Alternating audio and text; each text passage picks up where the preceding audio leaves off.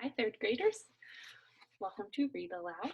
This is a recorded video of chapters 60 and 61. Mom!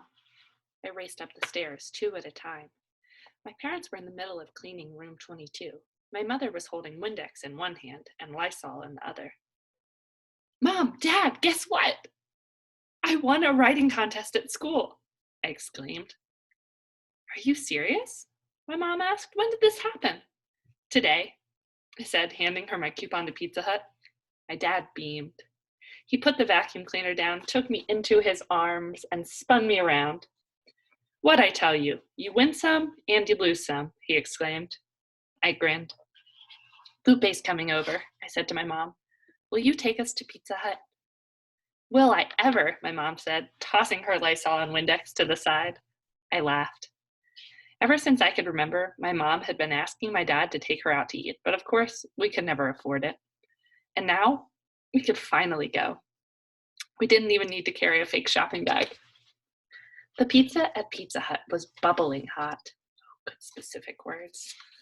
My mouth watered before I even tasted it, just from the smell wafting toward us from the kitchen. Lupe dug into hers, smiling as she devoured the cheese. This is so good, Lupe said. I put a slice onto my mom's plate. She took a bite and purred. It was almost enough just watching the two of them. I was so happy. I looked around the room, thinking of all the times I'd walked by this place, peering through the windows, wondering what it was like to sit in one of those booths. Mia, you gotta taste this. My mom pointed to my slice. I took a bite and felt the soft dough melt in my mouth. I'd had pizza before at school, but not like this. I closed my eyes, savoring, enjoying every morsel of cheese and pepperoni. It was heavenly.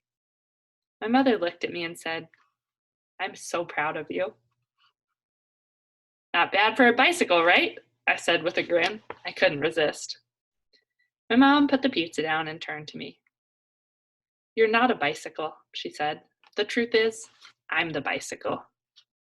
Mom, you're not. Yes, I am. You see how my English is. My English is terrible. I thought about the silly woman who made fun of my mom's pronunciation. So you say eggplant, eggplant. Who cares? My mom shook her head. It's not only that, it's everything. She looked up at the ground and then back up at me. Math I could help you with, but Mia, I cannot help you with English. I finally understood why my mother had been saying all these things. She didn't want to hurt me. She wanted to help me. And she couldn't with English. That's why she was constantly pushing me to do math. I wanted to say to her, Mom, have faith in me. I can do it on my own. I figured the front desk out on my own, didn't I? Don't worry, Mom, I said to her. You don't have to always help me. I can do it. My mom didn't say anything for a long time. Then she smiled. Clearly you can, she said. That afternoon, as we inhaled slice after slice of deliciousness, my mom asked Lupe about her family in Mexico. We left when I was very little, and I don't get to see them very often, Lupe said. Why don't you guys go back and visit? I mean, since it's so close, I said. I would go back every day if China were right there. Lupe shrugged. My mom says every time we go, we have to buy so many presents for everyone. I have 11 cousins, and that's just on my mom's side, Lupe said. On my dad's side, I have, let's see. Lupe counted on her fingers. 7, she announced. You must miss them so much, my mom said, glancing at me. Sometimes, she said. But they all think America's this super rich place where everyone just plays golf all day and drives around in a Cadillac. My mother laughed. It's the same with my siblings, my mom said. I think they get that from the movies. Lupe sighed. I wish there was a movie that told them what it's really like, Lupe said. My mom shook her head. No way, my mom said. That would be so embarrassing. Lupe reached for another slice. This is really nice, by the way, Lupe said, looking at me. Thanks for inviting me. I smiled back at her. There was nobody in the world I'd rather share this with. Well, except... Hey, should we save some for Dad? I asked. I bet he'd never tasted anything like this before. Real pizza, not the frozen kind from the grocery store. Against our stomachs' loud protests, I put my slice down, and so did my mother. She raised her hand for a to-go box. Back at the motel, we found my dad in the kitchen making himself some rice with cabbage. Forget the cabbage, my mom said with a smile as she handed him the pizza box. Look what your daughter brought you. My dad huffed and puffed about how we didn't have to do that, but I could tell he was secretly glad we did. As he bit into the pizza, he closed his eyes and moaned. Mm. Chapter 61. The kind people at Pizza Hut let me keep my coupon as a souvenir. Carefully, I taped it up next to the front desk so I could look at it every day while I worked. I wished I could tell my cousin Shen about it.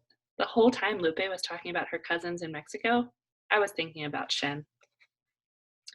There was this restaurant that Shen and I would always walk by on our way to school. It was a fancy Western restaurant, the only one in town, and naturally, it was way too expensive. Every time we walked by it, Shen and I would talk about what it'd be like to one day go in there when we grew up and order whatever we want.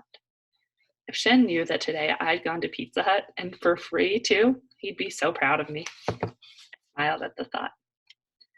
I pulled out a piece of paper and started writing him a letter. If my mom didn't want to tell his mom anything about her, fine, but I just had to tell Shen. It'd been a while since I last wrote. The last letter was before we started working for Mr. Yao. I wrote quickly, scribbling away about Lupe and Hank and Mr. Yao. I wrote about the car theft and the crazy security guard and freeing Uncle Zhang. I wrote about school and Jason, who wasn't quite so bad anymore, even though he still had my pencil. I told him about the essay contest and how I didn't win, but that Lupe and I were going to figure out another way to get off the roller coaster together. Finally, I told him about Mrs. Douglas and my writing, how it had gone from 12 exclamation marks bad to 4 exclamation marks good. I even drew a picture of the Pizza Hut coupon so he could see for himself.